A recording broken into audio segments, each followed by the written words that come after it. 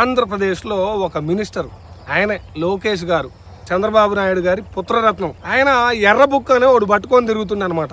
ఆ ఎర్ర బుక్ ఏంది? గత ప్రభుత్వంలో ఎవరో దుర్మార్గాలు చేసిరట. ఆ దుర్మార్గాలు చేసిన వాళ్ళందరినీ కూడా ఈయన రాజదండం పెట్టి శిక్షిస్తాడనమాట.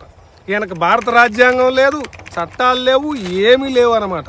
ఈయన ఎర్ర బుక్ పట్టుకొని తిరుగుతుంటే కిందున్న పోలీసులు, ఆ పార్టీలో ఉన్నటువంటి నాయకులు, కార్యకర్తలు రెచ్చిపోవడం అనమాట. మొత్తం ఇన్సిడెంట్లో ఆ యువకుల్ని పోలీసులు అడ్డదిడ్డంగా బాదుతుంటే ఎవ్వడు కూడా అడ్డుకోలేదు.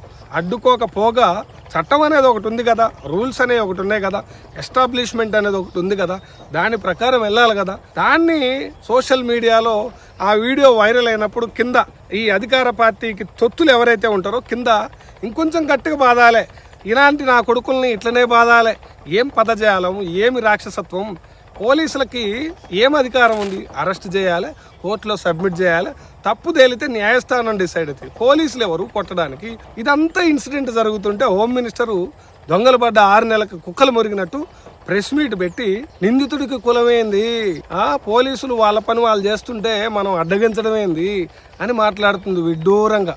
చట్టాన్ని పోలీసులు చేతిలోకి తీసుకోవడం ఏంటి? తప్పు చేసినోడికి కులం ఏంటి, మతం ఏంటి?